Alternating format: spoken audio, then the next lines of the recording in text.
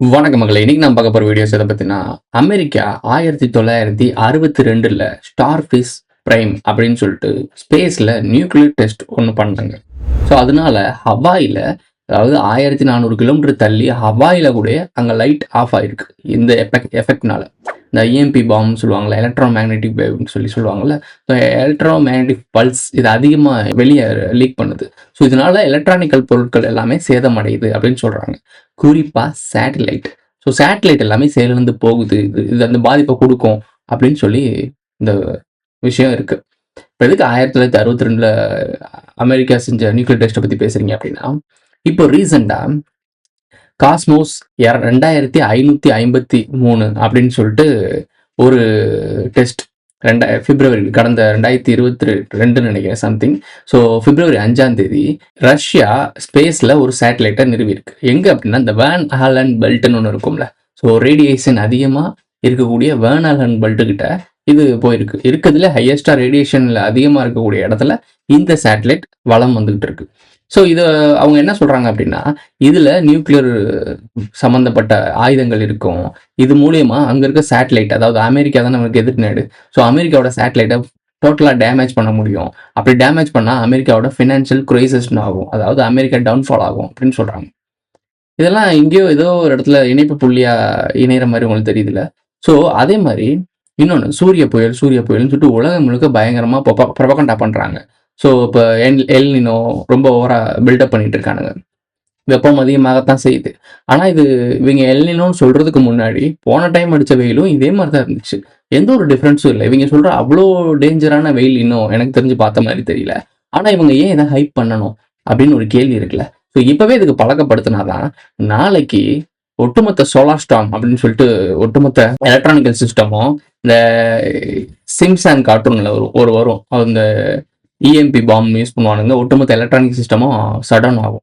இதை அவங்க ரீகனெக்ட் பண்ண முடியும், அதாவது திருப்பி சரி பண்ண முடியும். பட் 1 மந்த் இல்லை 2 மந்த் இதை அப்படியே விட்டுருவாங்க. உலகம் முழுக்க இது நடக்கும். ஸோ அதுக்கான வேலைகள் எல்லாமே நடக்குது. காரணம் என்னன்னா, இந்த இது வந்து இன்டர்நெட்டும் டெக்னாலஜியும் இது இல்லைன்னா என்ன நடக்கும்? தொலைத்தொடர்பும் விஞ்ஞான வளர்ச்சி மேல இல்லை அப்படின்னா இந்த உலகம் எப்படி ஸ்தம்பிச்சு போகும் அப்படின்றத மக்களை புரிய வைக்கிறதுக்காக. டெக்னாலஜிலாம் வேணும், டெக்னாலஜி இல்லாம ஒண்ணுமே பண்ண முடியாதுன்னு சொல்லிட்டு அவங்க பண்றதுக்கு. ஏன் அப்படின்னா, ஃபியூச்சர்ல இன்னமும் ஹைடெக்கான ஒரு டெக்னாலஜி வரப்போகுது. அதை நீங்க நிச்சயமா எதிர்ப்பீங்க. ஸோ அதை எதிர்க்கக்கூடாதுன்றதுக்காக முன்னாடியே அவனுங்க எலக்ட்ரானிக்கல் ஐட்டமும் இந்த டெக்னாலஜியும் உங்களோட எவ்வளவு ஒன்றி இணைஞ்சிருக்கு, இதை விட்டு போக முடியாது அப்படின்னு சொல்லிட்டு ஒரு டெமோ பண்ண போறானுங்க. அந்த மூமெண்ட் இருக்குல்ல, அந்த மூமெண்ட்டை நீங்க நினைச்சு கூட பார்க்க முடியாது. ஒரு வேர்ல்டு வார் வந்துச்சுன்னா கூட இந்த அளவுக்கு மக்கள் இம்பாக்ட் ஆக மாட்டாங்க. அந்த அளவுக்கு அது சஃபர் ஆவாங்க.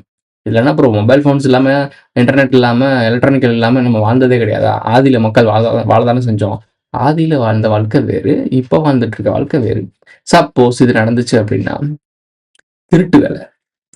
இந்த ஒரு சமூகத்துல புரிதல் இல்லாத ஆட்கள், அதாவது பகுத்து அறிவுன்னு சொல்லுவாங்கல்ல. அதாவது ஒரு விஷயத்த புரிஞ்சுகிட்டு இது செய்யலாமா, செய்யக்கூடாதா, நிலைத்தன்மை, இடம், பொருள், ஏவல் அப்படின்ற விஷயங்கள் எதுவுமே அறம் செயல் அப்படின்றது எதுவுமே இல்ல. காமன் ஹியூமன்ஸ் இருக்கக்கூடிய பேசிக் வேல்யூடு எதுவுமே இப்ப இருக்க ஹியூமன்ஸ்க்கு 90% எனக்கு தெரிஞ்சு 10% கட் பண்ணிருங்க. அது எலைட் அவங்கள சேர்க்கக்கூடாது. 90% சாதாரண பாப்புலேஷன். சாதாரண பாப்புலேஷன்ல எனக்கு தெரிஞ்சு 88% மக்களுக்கு இது புரியாது. அப்படிதான் இருக்காங்க. ஸோ அரசியல்னா என்னன்னே தெரியாது. ஸோ எது தப்பு சவறுன்னு தெரியாது. இது வணிகம்னா அப்படிதான் இருக்கும். நாங்கள் கலப்படம் செய்ய தான் செய்வோம். சாதாரண மில்க்ல இருந்து எல்லாத்துலயுமே கலப்படம் செஞ்சு கேட்டா அது பிசினஸ் அப்படின்றத இவங்களே அவங்க நம்ப வச்சிடுறாங்க. ஏற்கனவே அந்த வணிக கூட்டம் பண்ண வேலைய நாமளும் பண்ணும்போது நம்ம வளர்ச்சி அடையணும்னா இந்த மாதிரிலாம் பண்ணிதான் ஆகணும். அதை நம்ம நியாயமா வித்தோம்னா நம்ம கடைசி வரைக்கும் உரங்கையை தான் நக்கிட்டு இருக்கணும் அப்படின்ட்டு தெரிஞ்சுக்கிட்டு கொஞ்சம் கலப்படம் பண்ணி அதுல அதிகமான விலை வச்சு வாங்குறாங்க. இது மூலியமா தான் நம்ம வளர்ச்சி அடைய முடியும். வேற வழியே இல்லை. இது பிசினஸ் எத்திக்ஸ் அப்படின்னு சொல்லி நம்பிக்கிட்டானுங்க. அதாவது பண்ற பாவத்தை, பண்ற தவற தானே நம்பிக்கிட்டாங்க. என்னைக்காவது உங்க அம்மா பால் குடுக்கும்போது, அந்த பால்ல கொஞ்சம் கலப்படம் பண்ணி, உன்ன நான் வளர்க்குறேன்ல, ஸோ அதனால கலப்படம் பண்ணி மிக்ஸிங் பண்ணி உனக்கு பால் குடுக்குறேன் அப்படின்னு சொன்னா ஏத்துப்பாங்களா? இல்ல இயற்கை அப்படி வழி வகுக்குதா? கிடையாது. அதே மாதிரி இயற்கையை எடுத்துக்கோங்க. இயற்கை உங்களுக்கு குடுக்குற எல்லாமே கலப்படம் ஓடதா குடுக்குது? உங்களுக்கு ஹெல்த்தியா தான் குடுக்குது. ஸோ அப்ப இயற்கையும், பிரபஞ்சமும் இந்த பேசிக்கான விஷயங்கள் எல்லாமே கரெக்ட்டான ஒரு லால தான் போயிட்டு இருக்கு. இதுக்கு கிராக் பண்ணி உள்ள வேலை பார்க்குறவங்க, இந்த திருட்டு கம்னாட்டிவ் மனித பசங்க தான் இந்த வேலைலாம் பார்க்குறோம். இதெல்லாம் இப்ப நான் ஏன் சொல்றேன் அப்படின்னா, அந்த காலகட்டம் இந்த அரசியல் தெரியாத ஆட்கள் அதிகமா இருக்காங்களா? இப்ப டிவிக்கு ஜெயிக்க வச்சாங்கல்ல, அந்த தற்குறி புனிதர்கள்லாம் இருக்காங்கல்ல, அவங்க ஆட்சிக்கு வந்தோனே அவ்ளோ கொள்ளையடிக்கிறாய்ங்க. பேசிக்கா திருட்டு வேலை பார்க்குறாய்ங்க, மொளமாரித்தனம் பண்றாய்ங்க, எல்லாம் பாலியல் அத்துமுறைகள் எல்லாமே பண்றாய்ங்க. இந்த ஒட்டுமொத்த சிஸ்டத்துக்கும் கண்காணிப்புன்னு ஒண்ணு இல்லேன்னு தெரிஞ்சிருச்சுன்னா, எல்லா சாதாரண மனிதனுக்குள்ள இருக்கக்கூடிய அந்த அரக்க குணம் எல்லாமே மேல வரும். ஃபினான்ஷியல் கிரைசிஸ் அமெரிக்கா மொத்தமா டவுன்ஃபால் ஆகும். அதுக்கு இது ஒரு முக்கியமான காரணமா கூட இருக்கும். ஸோ அப்படி டவுன்ஃபால் ஆகுதுன்றப்போ பணத்தட்டுப்பாடு வரும். பதட்டம், பேனிக் உருவாகும். காவல்துறைக்கு தகவல் குடுக்க முடியாது. தகவல் குடுத்தாலும் அவங்க கரெக்டான இடத்துக்கு வர முடியாது. ஸோ ஏகப்பட்ட சிக்கல்கள் இருக்கும்போது, திருட்டு வேலை பண்றவங்களுக்கும், தான் சர்வே பண்ணணும், என்ன வேணா பண்ணலாம்னு நெனைக்கிறவனுக்கும், இந்த காலத்துல என்னலாம் பண்ணுவானுங்கன்னு யோசிச்சு பாருங்க. என்ன வேணா பண்ணுவான். ஸோ அந்த விஷயங்கள் நீங்க பார்க்கும்போது, வேர்ல்டு வார் பரவாயில்லன்னு தோணும்.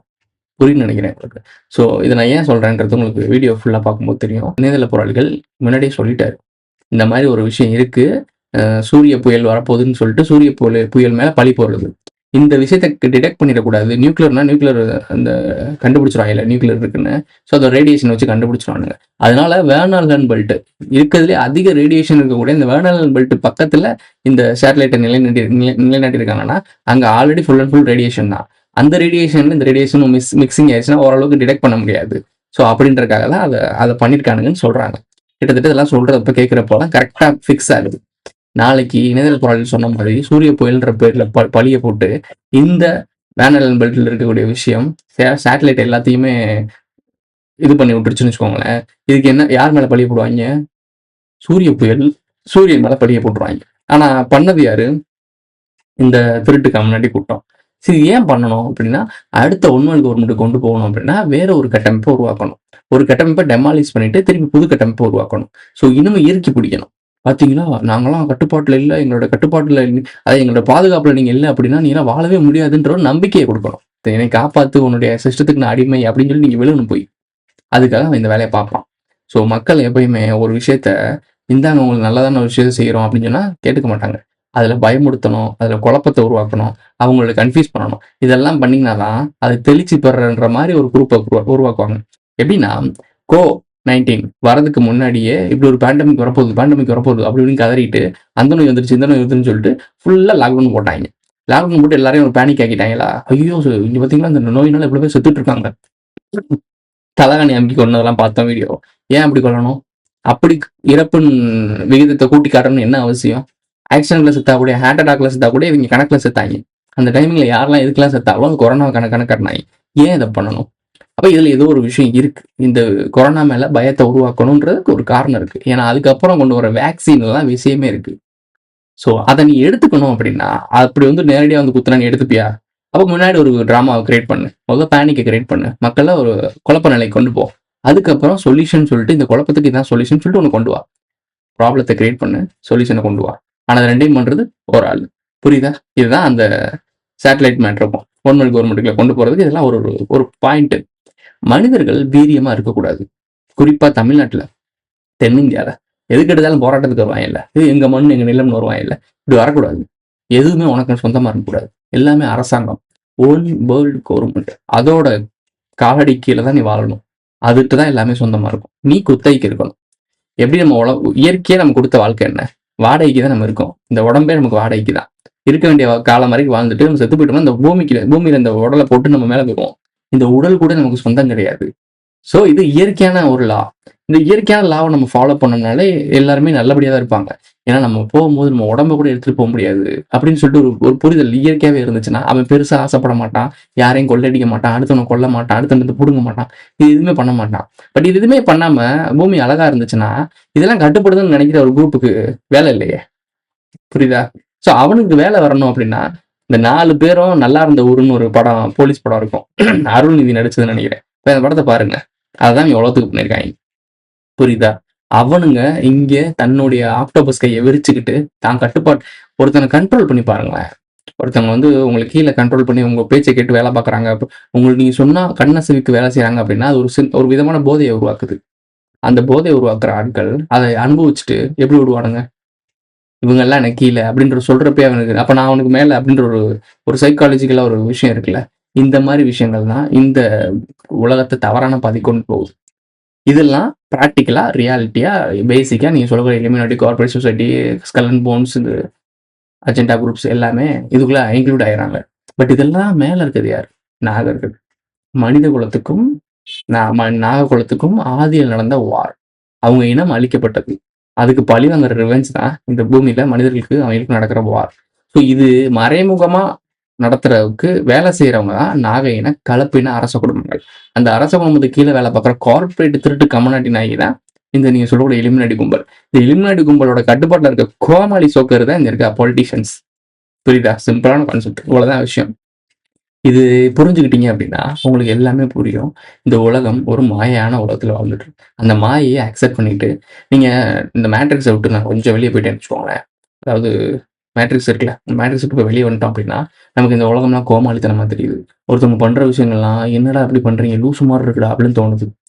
சின்ன சின்ன விஷயங்கள்லாம் பார்த்துக்கிட்டு உண்மையான விஷயத்த சொல்லிட்டு இருப்பான். அதாவது நம்மளாம் சொல்லலை, நான் பேசிக்காவே இந்த மேட்ரிக்ஸ்குள்ள இருக்க உண்மையை சொல்லுவான். இவன் பொய்யானவன்டா, அந்த டிவிக்கு எடுத்துக்கோங்க, இது ஃபேக்கான ஒரு வெற்றிடா அப்படின்னு சொல்லிட்டு அந்த மேட்ரிக்ஸ்குள்ளேயே இருந்து சின்ன புரிதலோட இது பொய்யான வெற்றி, விஜய் வந்து உண்மையா ஜெயிக்கல அப்படின்னு சொல்லி பேசிட்டு இருக்கான். இவனை கோமாளியா பார்த்து சிரிக்கிறாங்க. அதாவது 2 பேருமே ஒரு மேட்ரிக்ஸ்குள்ள அறியாமைக்குள்ள தான் இருக்காங்க. அந்த அறியாமையில யார் மேல கீழே அப்படின்னு இருக்கவங்களை பார்க்கும் போதே நமக்கு சிரிப்பு வருது. என்னடா அப்படி இருக்கீங்க அப்படின்னு தோணுது. பட் நம்ம இதுக்குள்ள போயிட்டோம்னு வச்சுக்கோங்களேன், நாமளும் அதுல ஒரு அங்கம். எந்த பிரச்சனையும் இல்லை. இதை பத்தி யோசிக்க தேவையில்ல. எவனுக்கு அங்கே அடிமையாக யாருக்கு எதுக்கு சம்பாதிக்க, எதுக்கு வாழ்றோம், ஏன் செத்தோம்னு தெரியாம போயிடுவோம். பட் ஆனால் இங்கே உட்காந்து பாருங்க, ஏன் பிறந்தோம், சாகுற வரைக்கும் நம்ம எதுக்காக வாழ்றோம், பர்பஸோட இருக்கணும். பர்பஸ் இல்லாமல் செத்து போறதுக்கு நம்ம முட்டாள் கிடையாது, தற்கூரி கிடையாது. நம்மளுடைய வாழ்க்கையோட பர்பஸ் ரொம்ப பெரிய முக்கியமான விஷயம். ரொம்ப பெரிய ஒரு மனித பிறப்புன்றது ரொம்ப அருமையான ஒரு பிறப்பு. ஏன் சொல்றேன் அப்படின்னா, இந்த பிரபஞ்சத்துக்கும் மனிதர் இனத்துக்கூட அந்த கனெக்ஷன்ஸுக்கும் அவ்வளோ கனெக்ஷன்ஸ் இருக்கு. ஒரு ஒரு கான்சியஸா திங்க் பண்ணுது. ஒரு யூனிவர்ஸ் வந்து ஒரு பூமியை உருவாக்குது, ஒரு வாட்டர்ஸை உருவாக்குது, ஒரு சில மெட்டீரியல்ஸை உருவாக்குது, ஒவ்வொரு கிரகத்துக்கும் ஒவ்வொரு ஏற்ற மாதிரி டிசைனை உருவாக்குது, அங்க ஒரு உயிர் தன்மையை உருவாக்குது. பூமிக்குள்ளேயே எடுத்துக்கோங்களேன், எக்ஸாம்பிளுக்கு எத்தனை விதமான உயிர்கள் இருக்கு, எத்தனை பாக்டீரியாஸ் இருக்கு. ஒரு பாக்டீரியாஸ் வந்து உடலுக்கு நல்லது செய்யும், இன்னொரு பாக்டீரியாஸ் அதே உடலை கொல்லும். இது எல்லாமே உருவாக்கி வச்சிருக்கிறதுக்கு வந்து ஒரு டிசைன் இருக்குல்ல, ஒரு கான்சியஸ் இருந்தா மட்டும்தான். ஒரு தாமரை இதழ்கள் இப்படி விரியும், அதுல ஒரு பேட்டர்ன்ஸ் இருக்கும். ஸோ கோல்டன் ரேஷியோன்னு சொல்லி ஒரு பேட்டர்ன் இருக்கு. அதாவது மேக்ஸ் சயின்ஸ்னு வச்சுக்கோங்களேன். அந்த எண்கணிதம், இந்த எண்கணிதம் கோல்டன் ரேஷியோஸ்னா அந்த கரெக்டான ஒரு வடிவமைப்பு, ஒரு இன்ஜினியரிங் இருக்கு. எல்லா உயிரிலையும் ஒரு இன்ஜினியரிங் இருக்கு. அந்த ஆகச்சிறந்த இன்ஜினியரிங்லேயே பர்ஃபெக்டான இன்ஜினியரிங் என்னன்னா ஹியூமன்ஸ். அப்போ ஒட்டுமொத்த யூனிவர்ஸ்லயும் பர்ஃபெக்டான ஒரு இன்ஜினியரிங் ஹியூமன்ஸ்னா அதோட கடைசி இறுதி படைப்பு தான் ஹியூமன்ஸ். அப்போ தன்னை போல சிந்திக்கக்கூடிய, அதாவது தன் கான்சியஸ், ஒரு உருவமே இல்லாத ஒரு கான்சியஸ் இது எல்லாத்தையும் உருவாக்குது. தனக்கு ஒரு உருவம் கொடுத்து அந்த உருவத்து மூலியமா அதெல்லாம் ரசிச்சா எப்படி இருக்கும் அப்படின்னு ஒரு பாயிண்ட் ஆஃப் வியூல பாக்குறது தான் இந்த ஹியூமன்ஸ். புரியுதா? சிம்பிளா புரியுதா? இதுக்கு மேல நம்ம டீப்பா போகலாம். ஏன்னா அது பொதுவா ஆடியன்ஸ்க்காக பேசுறது. இன்னும் டீப் டெப்தா உள்ள போகணும் அப்படின்னா கன்ஃபியூஸ் பண்ணிடும். ஏன்னா பொது ஆடியன்ஸ்க்கு டக்குன்னு கனெக்ட் ஆக முடியாது. பொது ஆடியன்ஸ்கிட்ட போய் சேர்ப்போம், அதுக்கப்புறம் உள்ள வந்து அவங்க தெரிஞ்சுக்கிட்டோம். நம்ம மெம்பர்ஷிப் வீடியோ டிஸ்கிரிப்ஷன்ல லிங்க் கொடுத்துருப்போம். போய் மெம்பர்ஷிப் வீடியோலாம் அவங்களாம் பார்ப்பாங்க, அவங்களுக்கு புரியும். ஓகே, இவ்வளவு விஷயம் இருக்கு அப்படின்னு புரியும். இந்த மேட்ரிக்ஸ் அவங்க உடச்சு வெளியே வருவாங்க. பட் அதுக்கான பாதையை உருவாக்கணும் அப்படின்னா ஃபர்ஸ்ட் அவன் இடத்துக்கு நம்ம போகணும். நான் என்ன நினைச்சிட்டு இருந்தேன், என்னடா அவங்க மக்கள்கிட்ட சேர மாட்டுதுன்னு நினைக்கும் போது நாம ஒரு இடத்துல இருக்கோம். அப்படி ஒரு இடம் இருக்குன்றது கூட கான்சியஸ் இல்லாத ஆட்கள் தான் அவங்ககிட்ட தான் நம்ம பேசிட்டு இருக்கோம். அதனாலதான் நம்ம அவங்களுக்கு அப்நார்மலா தெரியணும். அப்ப என்ன ஆகணும் அப்படின்னா, நம்ம இங்கதான் இருக்கணும், நம்மளுடைய கான்சியஸ் நம்ம இடம் இங்கதான் இருக்கணும். ஆனா நம்மளுடைய வேலைகள் மட்டும் அவங்க கூட கனெக்ட் ஆகுற மாதிரி ஒரு பாலத்தை உருவாக்கணும். ஸோ அப்போ பேசிக்கா அவங்களுக்கு என்ன தெரியுமோ அதன் மூலியமா ஒரு பாலத்தை உருவாக்கி இந்த இடத்துக்கு அவங்களுக்கு வழி காட்டணும். காட்டினா மட்டும்தான் அவங்க இந்த பக்கம் வருவாங்க. ஸோ அதுக்கான வேலையை தான் பார்த்துட்டு இருக்கேன். உங்களுக்கு புரியுதுன்னு நினைக்கிறேன். ஸோ வீடியோ நீங்கள் ஃபுல்லாக பார்த்தீங்கன்னா உங்களுக்கு எந்த வீடியோ பார்த்தாலுமே ஒரு வீடியோ ஃபுல்லாக பார்த்து சம்மந்தமே இல்லாமல் காமெடி வீடியோஸும் ஒரு என்டர்டைன்மெண்ட் வீடியோஸுமே ஃபுல் வீடியோஸ் எண்டிங் வரைக்கும் பார்க்குறீங்க. இறுதி வரைக்கும் பாருங்க, ஒரு ட்விஸ்ட் இருக்குன்னு சொல்லிட்டு காமெடி பண்ணிட்டு போவாங்க. ஸோ அதுக்கெல்லாம் நம்ம மக்களுக்கு டைம் இருக்கு. பட் லைஃபோட பர்பஸ், ஹியூமன்ஸோட பர்பஸ், இங்கே நியூக்ளியர் வச்சு நீங்க விளையாடுற விளையாட்டை இதெல்லாம் கவனிக்கும் போது இதுக்கு டைம் இல்லைன்னு சொல்றப்ப எனக்கு ஆச்சரியமா இருக்கு. பேசிக்கா இந்த நியூக்ளியர் வச்சு எவ்வளவு விளையாட முடியுமோ அவ்வளோ விளையாண்டுருக்கானுங்க, கத்துக்கிட்டானுங்க. அது மூலியமா அழிவுகள் தான் இவங்க சந்திச்சிருக்காங்க. நியூக்ளியர் வெப்பன்ஸை என்னைக்கு ஹியூமன்ஸ் கையில் எடுத்தாங்களோ அன்னையிலேருந்து இன்ன வரைக்கும் அழிவு தான். ஏன், ராமாயண போர் எடுத்துக்கோங்க, மகாபாரத போர் எடுத்துக்கோங்க. மகாபாரத போரத்துல 1000 சூரியனோட பவர் உள்ள வெளிச்சத்தை கொண்ட ஒரு ஆயுதத்தை பயன்படுத்திருக்காங்க. 1000 சூரியனோட வெளிச்சத்தில் இருக்கக்கூடிய பவர்னா என்ன? இப்போதைக்கு இருக்கக்கூடிய ஹைட்ரஜன் பாம்பு, நியூக்ளியர் பாம்ஸ் தான். இந்த நியூக்ளியர் பாம்ஸ் வெடிச்சாதான் அந்த அளவுக்கு ஒரு ஒளி வெளியே உமிழ்ந்து தள்ளும். ஸோ அதுதான். அதுவும் இல்லாமல் அந்த தாக்கம் இருக்குல்ல, இந்த எங்கள் எக்ஸாம்பிளுக்கு எடுத்துக்கோங்க, இந்த ஓப்பன்ஹைமர் தான் நியூக்ளியர் பாம்பை தயாரிக்கிறாப்புல. ஓப்பன்ஹைமர் என்ன சொல்றாரு அப்படின்னா, மகாபாரதத்தில் இருக்கக்கூடிய ஒரு விஷயத்தை எடுத்துக்கிறாப்புல. அதுல என்னெல்லாம் சொல்லப்பட்டிருக்கு அப்படின்னா, அந்த காலத்துல இருந்த வெப்பன் வெடிக்கும் போது என்னெல்லாம் இம்பாக்ட் இருந்துச்சோ அந்த இம்பாக்ட் இப்ப இருக்கக்கூடிய நியூக்ளியர் வெப்பன்ல வெடிச்சாலும் நடக்குது.